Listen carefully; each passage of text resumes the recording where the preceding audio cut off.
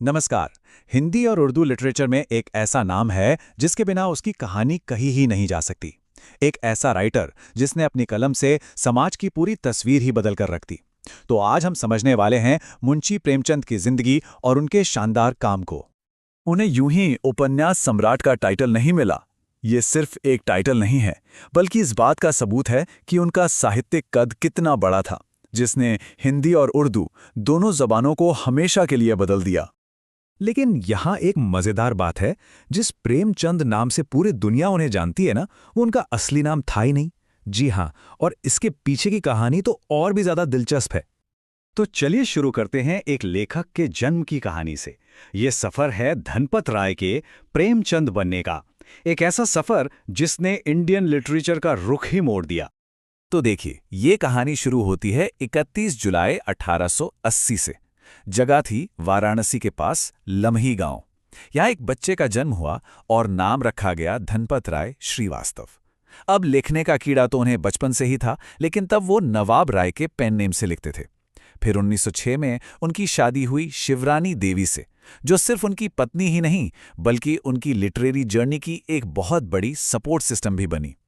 उनकी जिंदगी में सबसे बड़ा टर्निंग पॉइंट आया सोज़े वतन के साथ। नवाब राय के नाम से छपी ये कहानियों की किताब देशभक्ति की आग से भरी हुई थी।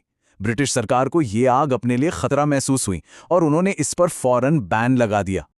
और बस इसी सरकारी बैन ने एक नए लेखक को जन्म दिया। नवाब राय का नाम इतिहास में कहीं खो गया और लिटरेचर के आसमान पर एक नया सितारा चमका, प्रेमचंद। यहीं से उनकी कलम ने आम आदमी के दुख दर्द और समाज सुधार की आवाज बनना शुरू कर दिया। तो प्रेमचंद बनने के बाद उन्होंने वो क्लासिक नॉवेल्स लिखे जो आज भी इंडियन लिटरेचर की नींव माने जाते हैं। चलिए जरा उन पर एक नजर डालते हैं।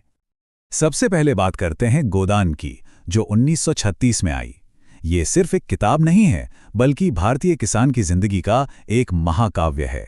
इसके मेन कैरेक्टर होरी के जरिए प्रेमचंद ने गांव की जिंदगी, उसकी मुश्किलों और ना खत्म होने वाले संघर्ष को इतनी सच्चाई से दिखाया है कि इसे आज भी उनका बेस्ट काम माना जाता है।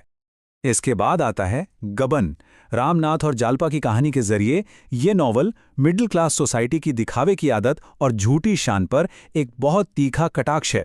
और कमाल की बात यह है कि ये आज भी उतना ही रिलेटेबल लगता है। प्रेमचंद की कलम समाज की बुराइयों पर भी उतनी ही ताकत से चली, और इसका सबसे बड़ा एग्जाम्पल है निर्मला। ये नॉवल दहेज प्रथा और बेमेल शादी के दर्द को एक जवान औरत की दुखभरी कहानी से हमारे सामने रखता है।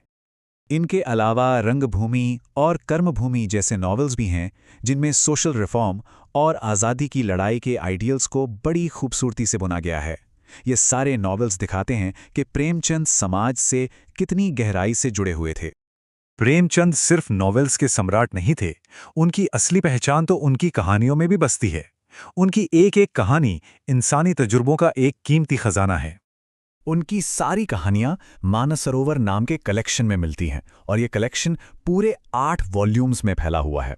आप सोच सकते हैं कि उनका कहानियों का संसार कितना बड़ा था। और कुछ कहानियां तो ऐसी हैं जो हमेशा के लिए अमर हो गईं। सोचिए जरा, ईदगाह का वो छोटा सा हामिद और उसका चिमटा, कौन भूल सकता है उसे? या फिर नमक का दरोगा कि वो ईमानदार वंशीधर, क्या किरदार थे। फिर पूस की रात में हल्कू का वो संघर्ष, या कफन, एक ऐसी कहानी जो गरीबी में इंसानियत कैसे दम तोड़ देती है, उसकी एक बहुत ही झकझोर देने वाली तस्वीर दिखाती है। मतलब उनकी हर कहानी अपने आप में एक पूरी दुनिया समेटे हुए। प्रेमचंद का शरीर तो चला गया, लेकिन उनकी विरासत आज भी जिंदा है, और इस विरासत को सहेजने का सबसे बड़ा काम एक किताब ने किया, जिसका नाम था कलम का सिपाही।